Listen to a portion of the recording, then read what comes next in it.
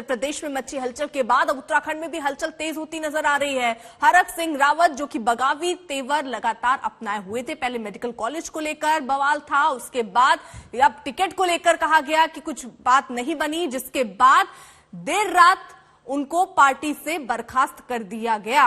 हालांकि उसके बाद कुछ ये तस्वीर सामने आई, आंसू छलक उठे। हालांकि उन्होंने ये भी कहा कि मैं कुछ बोलूंगा तो बम फूटेगा, यानी वो कुछ बोलना नहीं चाह रहे हैं और ये भी कह रहे हैं कि वो या तो कांग्रेस में जाएंगे या फिर वो कांग्रेस अगर उनको नहीं भी लेती है तो कांग्रेस के लिए ही काम करेंगे, बीजेपी से अब उनका कोई नाता नहीं रह गया है। तो फिलहाल उन्हें निष्कासित कर दिया गया है पार्टी से, 6 साल के लिए निलंबन भी, और इसी के साथ साथ अब वो कहां जाते हैं ये बड़ा सवाल है। संभावनाएं तो कांग्रेस पार्टी के लिए जताई जा रही हैं और ये कहा जा रहा है कि 2 से 3 विधायक और हैं जो उनके साथ कांग्रेस पार्टी में जा सकते हैं।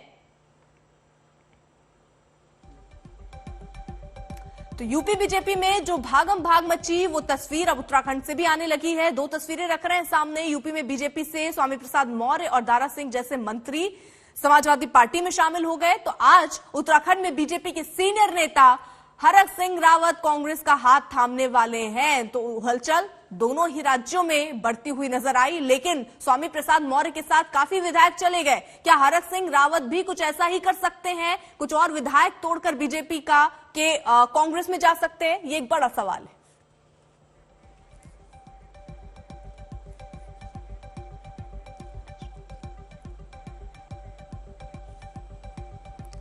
इस पूरे मामले पर हरीश रावत ने क्या कहा, हमारे सहयोगी ने बात की, सुनिए जरा।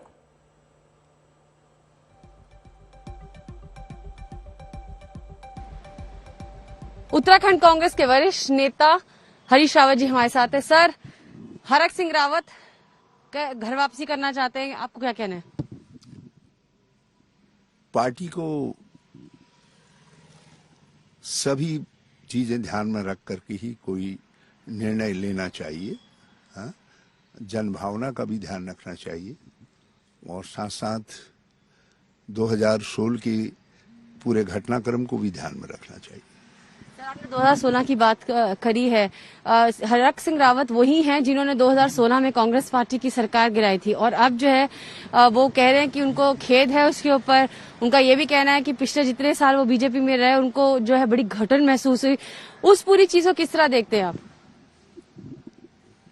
मैंने कहा ना कि सब चीजों को ध्यान में रख करके पार्टी को इस विषय पर निर्णय लेना चाहिए। लेकिन अगर पार्टी उनको लेती है फिर?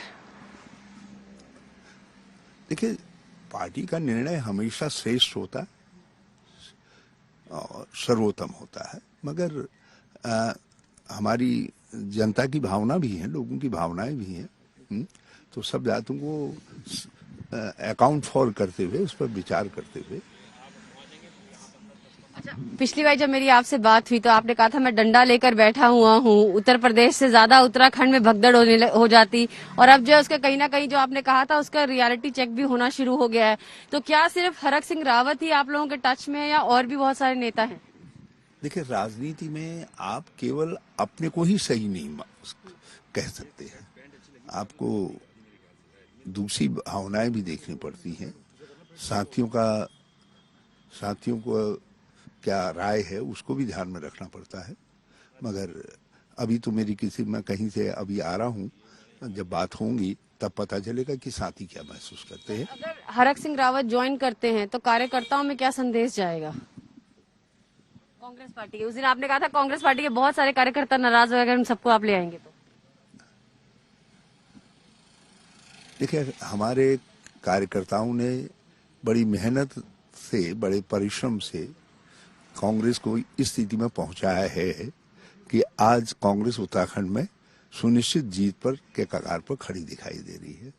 मैं इस समय इतना ही कहना चाहूंगा। पर क्या अगर वो आते हैं, माफी मांगते हैं, तो आप उनको ज्वाइन होने देंगे? क्या रहेगा आगे रणनीति? मैं अभी इस पर कुछ कहूंगा नहीं। कब तक जो है लिस्ट आ सकती है सर कैंडिडेट्स की? 1-2 दिन में जब कहें हम, सब तैयारियां हो गई हैं। हाँ, बहुत तैयारियां हो गई। चेयरमैन और स्क्रीनिंग कमेटी ने सारी तैयारियां कर दी हैं। क्या अगर वो आते हैं तो आप थोड़े से नाराज हो जाएंगे? क्योंकि सब कह रहे हैं कि हल्के से नाराज आप हो ही गए उनके आने से, पार्टी की ये जो खबरें आ रही हैं। मैं किसी से व्यक्तिगत नाराजगी नहीं रखता, ये सवाल व्यक्तिगत भी नहीं होते हैं, ये सवाल समाज के होते हैं, राज्य के होते हैं और पार्टी के होते हैं।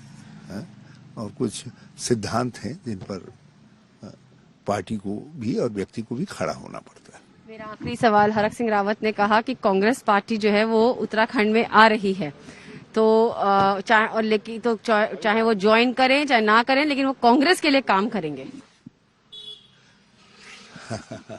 ठीक है, अच्छी बात है।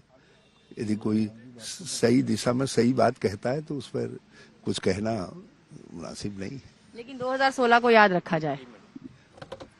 हाँ, वो 2016 में जो घटना हुई थी वो मेरे प्रति अपराध नहीं था, वो लोकतंत्र के प्रति अपराध था, संसदीय परंपराओं के प्रति अपराध था, पार्टी के प्रति अपराध था। तो किस सीमा तक क्या करना है ये पार्टी तय करेगी।